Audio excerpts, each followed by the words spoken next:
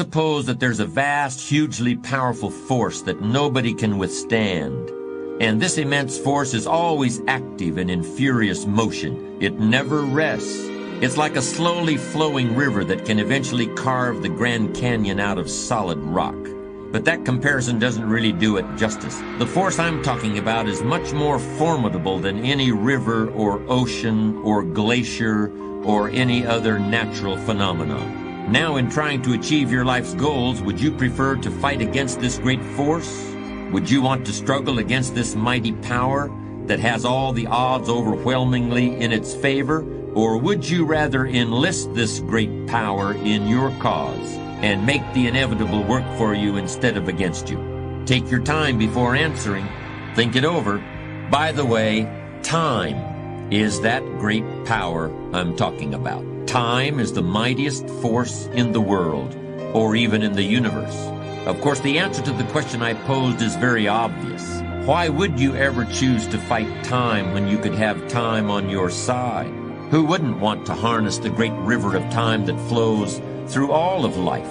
Why wouldn't you want to use the power of time to generate power in every area of your existence, to turn the turbines of your hopes and dreams, to charge your every aspiration with lightning bolts of electricity? Well, there is only one way to make time work for you, not against you, and that's with patience. There's a type of person for whom everything is undertaken out of desire to achieve a goal. They prepare food in order to eat it, not just for the fun of being in the kitchen. They start a business in order to make money.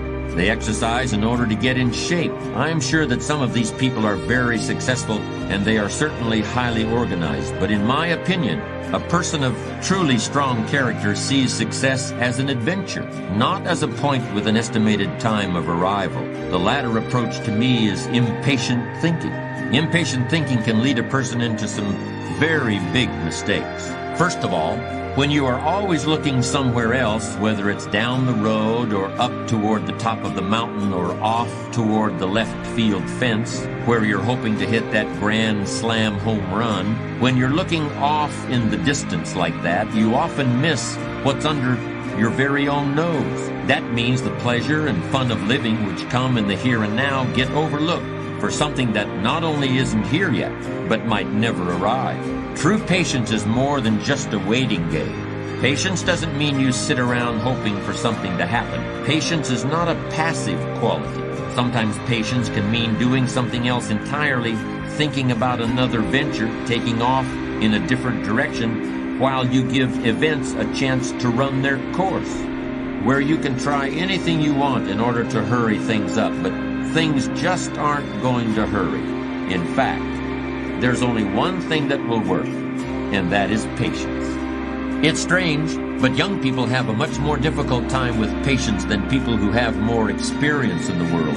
It seems like the older people get, the more able they are to wait, despite the fact that sometimes they have considerably less time to wait in. You could argue that older people ought to learn how to act quickly and decisively, while younger people need to learn how to wait. When you're young, you really have just about all the time in the world, and you just can't wait to use it. For a young person to have patience is a rare and powerful thing. How can we explain that impatience of the young? Maybe it's because when you're a teenager or in your early 20s, 1 year seems like a very long time. 5 years seems like forever, and 10 years is almost more than you can possibly imagine. But more mature individuals can actually look back 10 or 20 or even 30 years, and they can use the knowledge they've gained to create patience and a sense of perspective. At the risk of confusing you, I'm going to make what may sound like a contradictory statement. Here it is. A patient man is always richer than an impatient one, even if the patient man has less money. What do I mean by that statement? Well, riches and wealth can take other forms besides dollars and cents. Okay, that sounds good. So in what sense is the patient man richer? The actual answer is very simple. A patient man is always richer than the impatient one because the patient man can always afford to wait. The patient man is never desperate. The patient man has time to spare, while the man in a hurry is always on the verge of bankruptcy as far as time is concerned. In any situation you can think of, impatience is a source of weakness and fear, while patience is substance and strength. And here's another way that patience gives the person who has it an incalculable advantage over the person who doesn't, and gives him deeper insight into himself and others, which is a mark of great character. If you can only see the short term, if you can only think in terms of the here and now, then you are like a man with one eye. You can't judge distances. You live in a world that's flat and two-dimensional. In other words, the impatient person lacks all sense of perspective. Perspective lets you measure your plans and current events against things that have already occurred, and also against your desires and aspirations for the future. Then and now, here and there, near and far, need and know, watch and wait. These are the dual optics that allow the patient man to see in stereo, where the nearsighted person sees only the present, or the dreamer sees only an imaginary future, and more likely than not, trips over his mistakes trying to get there. The history of this century can tell us a great deal about the value of patience and perspective. History proves that time is the strongest ally you can possibly have.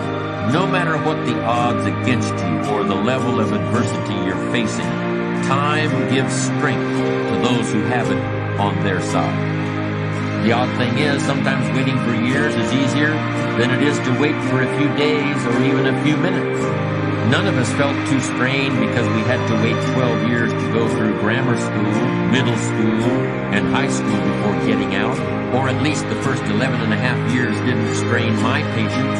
But ask me to wait 45 minutes for a plane flight, or 20 minutes in the waiting room of a dentist's office.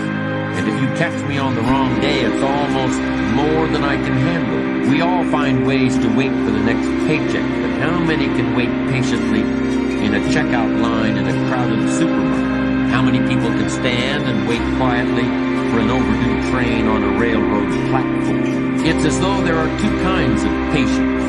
The kind that sets you up for the long term and gives you the promise of a better and richer day after tomorrow. Then there's the other kind, the sort of patience that helps you remain sane and sociable while you're waiting in line or watching the clock or waiting for a pot of water to boil. These kinds of patience, so different and yet so much the same, meld into your character and have a fundamental effect on your physical constitution. Any doctor will tell you that it's better for you and everyone around you if you don't get exasperated with little things, if you don't fly off the handle at every annoyance and stick in your way. It keeps your blood pressure down and your friends and neighbors happy if you can greet life's little problems with equanimity and patience. Because almost all problems can be solved if only you take the time to see them and think them through. That's very easy to understand and it's very easy to say, but it takes strong character to put it into practice.